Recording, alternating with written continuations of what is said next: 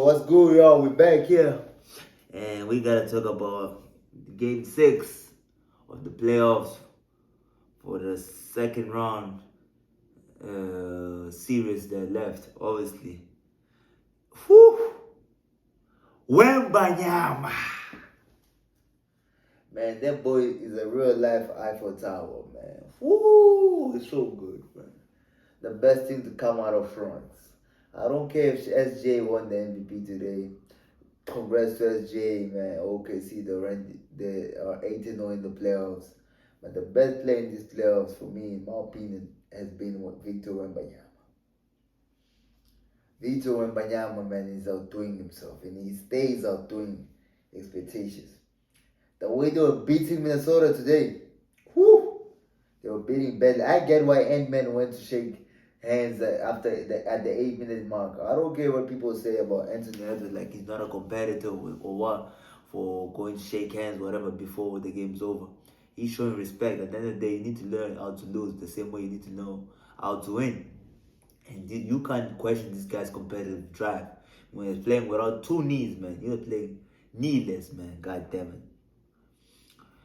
it. And yeah, about Minnesota, that's the first thing I wanted to address. But second thing, man, they gotta clean their house, man, especially their front court. Julius Randle, man, let me even say it in Spanish, me da asco. It was nasty. Your performance, Julius Randle, nasty, poop. Like, no way you had 3 points, though. 3 points. As the second option, a closer game, you scored 3 points. My nigga, goddamn, make something. And the thing is, I low key saw this coming, cause Julius Randle can't really shoot, and I guess Wemby, you gotta be able to shoot consistently.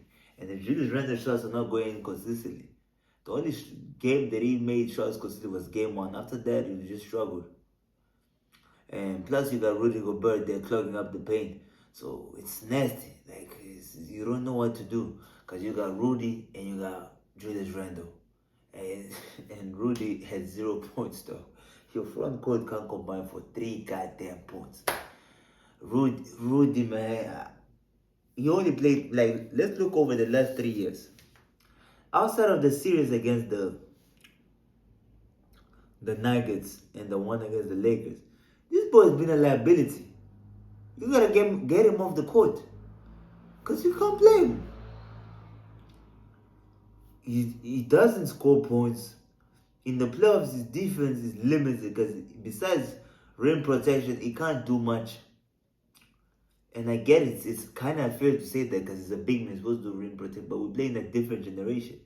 As a big man, you gotta be able to be mobile. And this dude is not mobile at all. He's awkward-footed. He looks like he's taller than Wemby. And Wemby's literally 3-4 foot taller than him. So Wemby's faster than him, he's taller than him. There's no chance he had in this matchup, honestly. He really couldn't do nothing after game 1. And Wemby figured out the whole defense scheme Minnesota had, man. And is that San Antonio got a really great structure. You got Coach Pop, you got Mitchell Johnson out there, you got great vets. They really got a great team around there, man. But continuing Minnesota, I don't want to derail from Minnesota. Naz Reid, at this point, he's shown you. He's won 6 Man of the Year, I think. He's contender for 6 Man of the Year repeatedly. It's time for him to start. To be the starting center in this team. Because look, every playoff he ends up playing more minutes than the starting center. So why not get him as a starting center full time? Because there's no way every playoff this dude becomes a starting center. You gotta bench Rudy Gobert because he becomes a liability. Oh, I even dropped my phone. Because he becomes a liability. Like, god damn, man. So, the only untouchables for Minnesota. Shout out to Ayo Dosunmu. He was really good for Minnesota in the second half of the season. In these playoffs, especially the games Ant-Man wasn't playing against the Nuggets. But Ayo Dosunmu is not a real point guard. He's a good backup point guard, in my opinion. They gotta get a good lead guard. Or if you plan on keeping Aaron Wilson as the lead guard, you gotta get a power forward like Giannis. You gotta get Giannis. You gotta get someone that's gonna be a threat offensively, can space the floor for it. Like if you're not gonna shoot, you gotta be like Giannis. You gotta be able to create chaos, mismatch, something. Because Julius Randle, I mean, if you're gonna be matching up against Wemba over the next 7, 8 years, because Wemby is only 22, you gotta get someone. You gotta be able to match up against San Antonio, because them boys are only gonna get better. And Jaden McDaniels, I love his defense. He's been more aggressive this playoffs. Like he struggled a bit with his shooting this series against the Spurs, because against Wemby can't really try, but he needs to stop doing the silly fouls, because there's no way this dude should be getting 5, 6 fouls a game every game. And you're an elite defender. In my opinion, at the wing position, you're the best defender in the NBA. So I expect better from you. I mean, outside of Asar Thompson, you're the best. So I expect better from you. I expect better from you. And man, I can't say much. Boy was playing without both knees. I gave you two great performances in this series. Like you can't expect more from him. Like you really can't. He tried his best. Even this game, he was aggressive. He just was struggling with shooting. And the thing was saying, like, if there's no spacing, if Jaden McDaniel is not a threat shooting wise, he makes open threes, corner threes. You got Julius Randle out there and Rudy Gobert. Now M-Man has to take 7 to 10 threes a game, and that's not really his strength. We want to see M-Man get into the cup, shooting the mid-ranges. That's what we want to see M-Man do. That's why it's box office. So now, let's talk about the Spurs. Wow! Castle. There's a new king in the castle. Stephon Castle, man. 32 points, 11 rebounds, 6 assists. Shots damn near 70% from the field. Made 5 threes. Great performance. I don't know why teams still stay thinking this dude can't shoot. Just because he's not a 40% shooter doesn't mean he can't shoot. If you leave him open, he's going to make threes. You leave him open, you get him Rudy Gobert to guard him. If Rudy Gobert tries even to close out on that boy is going to dunk. Because him and Harper right now, in my opinion, they're the best drivers of the ball in the NBA right now. They're too fast. They're always under control. They don't turn over. And the other guy that's in their team as well, De'Aaron Fox. Those three guys, they are blur. Boom, boom, boom, boom, boom.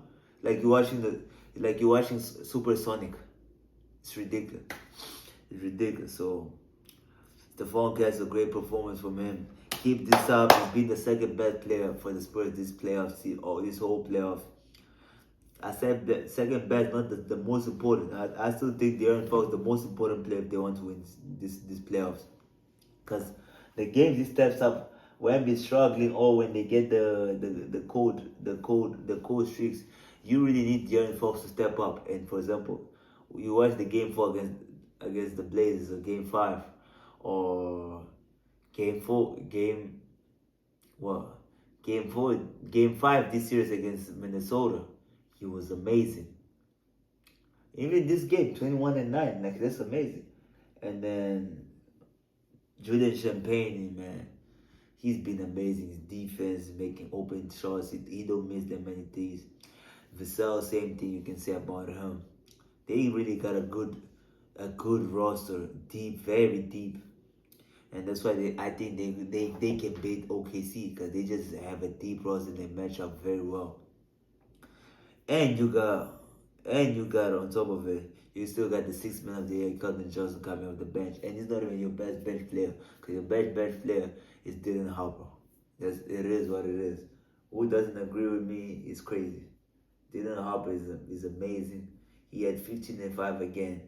Like, I've never seen a young player in the playoffs play this pose. Like, he's under control. And he's not even playing half of the game. He's playing like 20 minutes, 25 minutes, not even playing half of the game mostly.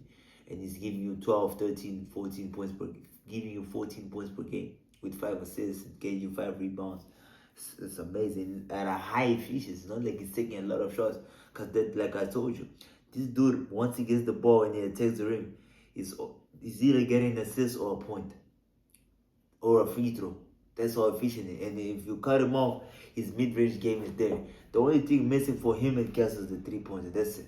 Once they become consistent 3-point shooter, it's over. It's over. But the Spurs, man, shout out for keeping all these three. I know people were saying trade De'Aaron Fox, trade this one. No, they did good. Keep all three. Keep all three for as long as you can. As long as one of them says, "Nah, I wanna leave." Keep all three there in the team. Cause for real, the jokes aside, they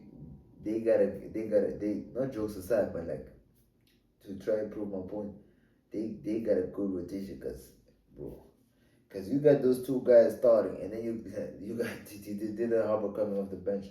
The opposing team guards they get no rest. So for OKC, it's gonna be a tall task, a tall task. But one last thing I wanna say about Minnesota: everyone can be traded except Nas, Shannon, Jerry McDaniels, and Anthony Edwards. The rest of them they can be moved, in my opinion.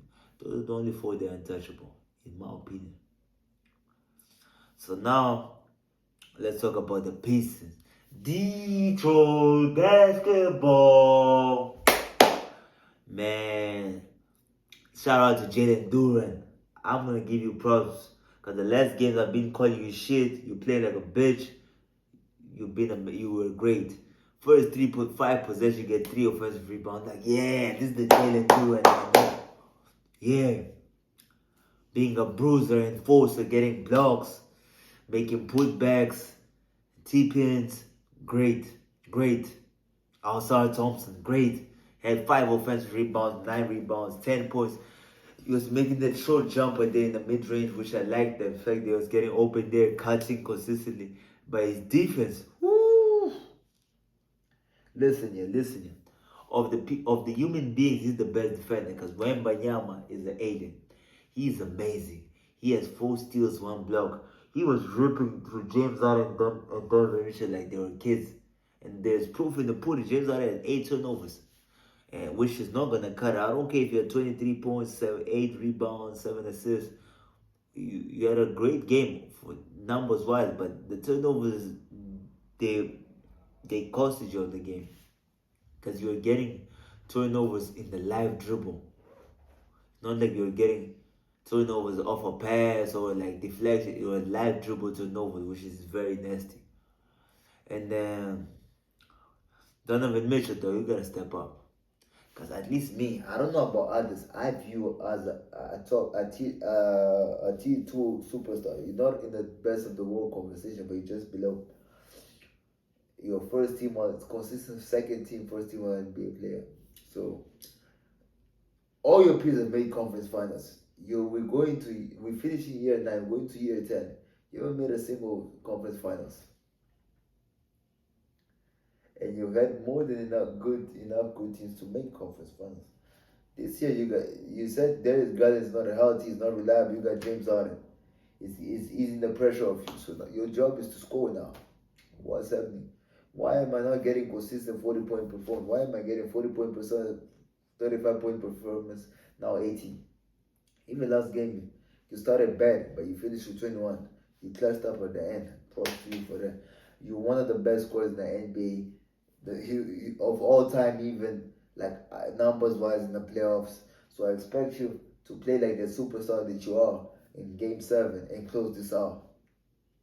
And you go play against New York at the crib because you're from New York, and show them who you really are and why they missed out on you instead of getting Jalen Brunson.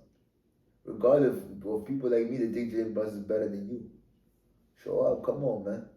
Come on, you got Coco Jones in the sideline, man. That beautiful woman out there. And y'all just play, scoring 18 points. Now you're going to have to go play in Detroit, man. And Detroit is going to be full. It's going to be packed. All them Detroit rappers, all them entrepreneurs, they're going to be there. And the crowd is going to be there. We know how they get down in the deep. Pause. But for real. So, looking forward for this Game 7. uh, Evan Mobley and Jared Allen, you can't be combined for 14 rebounds. It's disgusting. You need a 7 foot. I get you all combined for 30 plus points, which is good, but I still want Evan Mobley to be more aggressive. I feel like this team is at their best when Evan Mobley is aggressive and he's getting rebounds besides just playing defense. But when Evan Mobley is like a traffic cone on offense, there's nothing much for this team. Now they're relying too much on their guards. And their guards didn't make the 50-point threshold. I told you, if this team wants to win the playoffs consistently, the guards have to make 50-point threshold. Combine for 50 points. I love Max Strus's effort off the bench. And there's not much I can say about Cavaliers. I don't know why I haven't seen much Jalen Tyson. Is he injured? I haven't actually seen him much. I like Sam Merrill's performance off the bench as well. But yo, listen, yeah. Shout out to Paul Reed, man. I shout out to Jalen Duran, but he's been the best big of the whole bigs here in Detroit consistently. Because Tobias Harris over the last 2 games has been playing trash. Over the last 3 games. 3 games. Shout out to Jalen Duran. 17 points in 16 minutes. Amazing. He still playing great, man. Him and Jenkins, they're the best coaches in the NBA. Because listen here. Jenkins with the 15 points. He's a consistent threat next to Cade. He always shows up. You can never question his effort too on defense. Big performance from Jenkins, man. And Duncan Robinson's spacing was missed. That's why they lost the last 2 games. He unlocks Cade, counting him a lot. But Cade, come on, I need to see better from you. 8 turnovers, 7 turnovers. Every game you're going to get plus 5 turnovers. It's inexcusable. Against the Knicks, y'all were going to get swept if you bring them turnovers to the Big Apple. Things got to change. I get you're tired, and I feel bad that I don't get why the coach is not playing Marcus Sessor more. He gave him minutes yesterday, gave him damn near 10 points. He's a great guard off the bench. So yeah, I still got Detroit winning game 7. And I still got Detroit going to the conference final against the Knicks. And I think that the Knicks are going to beat them in 5. So I got the Knicks beating this team in 5 in the conference finals. And I got the Spurs the Spurs in the conference finals winning OKC. So now let's talk about something that's been going on the internet. Man, y'all niggas gotta get y'all mouths off my gold Kobe Bryant. Yo, listen here. Attentively. Nick Ryder and this nigga's Shannon Sharp. This is what I hate about these LeBron Dick Riders, super fans. Because they start saying things that are ludicrous. They start bringing hot takes, things that are not true, to try bring their point. Like, well, I get that in your opinion, LeBron is the GOAT. There's no problem, man. A lot of people think LeBron is the GOAT. And for me, if you think LeBron's better than is number 1 of all time, I'm perfectly fine with that. In my opinion, it's not, but he's definitely a top 2 to the top 3 player. Top 3 player of all time. Top 2, I don't know, but top 3 player of all time for sure. I love LeBron. I love everything he's brought to the game of basketball, over the last 23 years. Something you gotta commend, you gotta give props to. His leadership, his professionalism, his dedication to the game. And to be the face of the league, which is an embarrassment that the NBA has done a good job up to this day to find an American face of the league. You look at guys like Ant-Man, guys like Tyrese Haliburton and Jason Tatum. You still haven't put a guy, and the guys you try to market, look, Zion, Ja, and just LeBron longevity. Your asses, the terrible job Adam Silver has done in that part. LeBron the savior. So, but yeah, man. Y'all gotta stop with the Kobe bullshit. Whoa.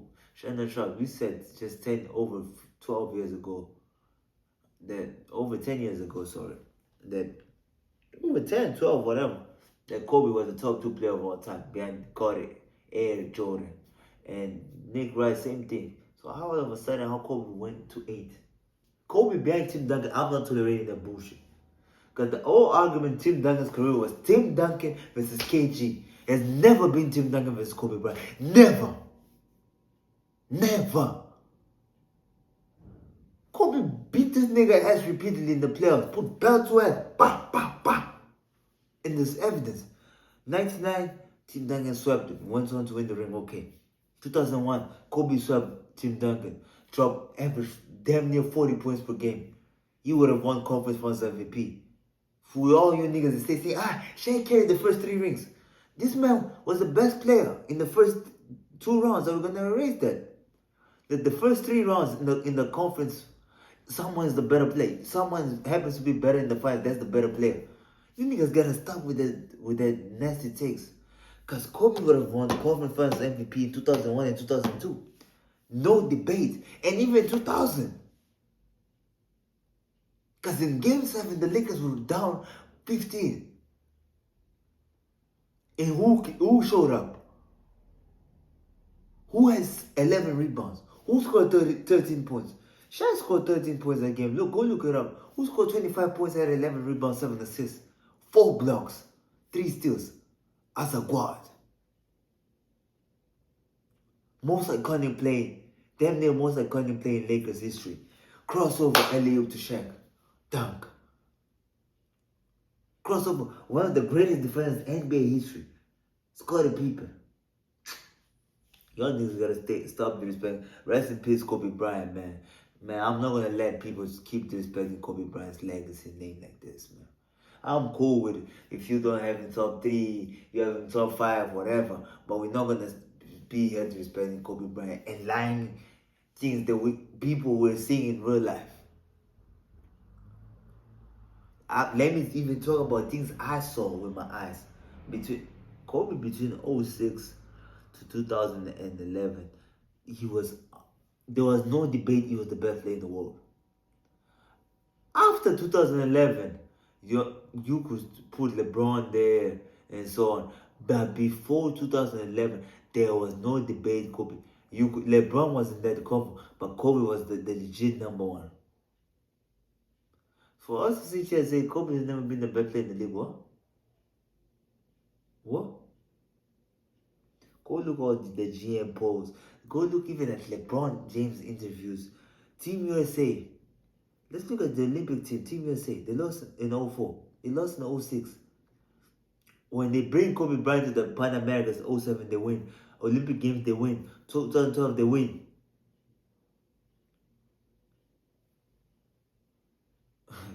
Kobe Bryant leadership led to those wins. Also, obviously, they brought Jason Kidd as well. Man, but Kobe Bryant was amazing. He was the guy with the ball at the end of the game. Him and D Wade, but especially Kobe Bryant. You also saw that game against Spain. Relax. You also saw that game against Spain. Both in 08 and both in 2012, man. So let's stop here trying to disrespect Kobe Bryant like he wasn't the best player in the league. We saw the 2012 All-Star game. I know All-Star games, we don't take them serious. But what happened in 2012 All-Star game? Kobe Bryant and LeBron. Last play of the game, what does LeBron do? He passes up the shot. And then Kobe Bryant, Carmelo, KD, they go talk to him like, you can't do this. 2013, LeBron is aggressive. Kobe Bryant is locking him up fourth quarter. Locking him up. I was watching that with my own. I'm like, what the fuck is going on, bro? Kobe is really taking this shit serious. And then Chris Paul was just getting the ball first break, throwing the ball to KD and Blake Griffin. They were going off. One of my favorite All-Star games of all time as a kid. So, I don't even want to sound like I'm hating on LeBron, because for me, he's done an amazing job. He's been the best player in the world. No argument since 2013, from 2012 to 2022. LeBron was the best player. 2021, he was the best player in the world, no debate. You can even include 2022, you're still top 3 in my opinion. Even up to 2023, he's still a top 5 player in the world. After that, he wasn't anymore. So let's not be and put things that are not true. They're not true. Because Kobe Bryant from 01 2013, he was the top 3 player in the world. He was a top 3 player in the world. The playoffs said His peers can say it. Coaches say it. Everyone says it, but people want to be here and erase history. Everyone is close to the game says Kobe Bryant was the GOAT. Like, Kobe's never been in no GOAT conversation. What? When in '09, after he won the chip, people were saying, has he surpassed Michael Jordan? In 2010, Wind up as the greatest player of all time, then better on than live MJ. TV, There you go. Stage is yours. But when we Ron talk James about was saying Kobe he's Bryant, better I than Michael never thought Jordan. I would say it So playing people against agree Michael with him, Jordan for he's so better than long. Michael But Jordan Kobe already. Bryant, at the end So of the what day, happened all Dan, of a because sudden? you think I'm a punk, He's will not go even down top 10 as to the some greatest people now. basketball player that has What? ever lived. We need to stop with that bullshit. We need to stop with that bullshit. We can't be disrespecting Kobe Bryant. We can't. Lived with basketball my whole life. I got to say that LeBron James is better than Kobe Bryant? What? Put me in a grave first. Stay with me. I'll remember now. Stay with me. Shannon Sharp saying that he keeps, when he wants to compare LeBron with Kobe, why does he keep bringing up Kobe after he tears his Achilles? No one ever denied that Kobe wasn't himself after he tears his Achilles those last 3 seasons. He had an ACL injury, he had a shoulder injury, then the last one he played, but he has low management. No one ever denied. You compare someone that was literally injured, he barely played the season, to LeBron James. Like, no one ever said LeBron is not great for his longevity. Now, why you have to tear down Kobe? You always try to tear down a dead man. Rest in peace, Kobe Bryant. Come on, y'all. Y'all gotta stop with that shit. It's nasty. It's nasty. It looks bad. So bring up LeBron. You don't need to hate on Kobe. You don't need. You don't need to. No one ever said Kobe's those last 3 years were great. No, LeBron the champion is one of one. It's amazing. And Kobe would be the first person to tell you that. He used to always give flowers to LeBron when he was alive. He even gave flowers to LeBron when he surprised him in the scoring list.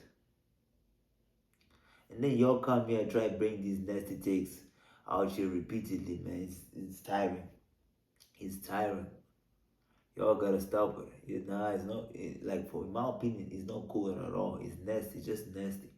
Cause it makes no sense for you to sit here and say that Kobe wasn't even better than Tim Duncan. What?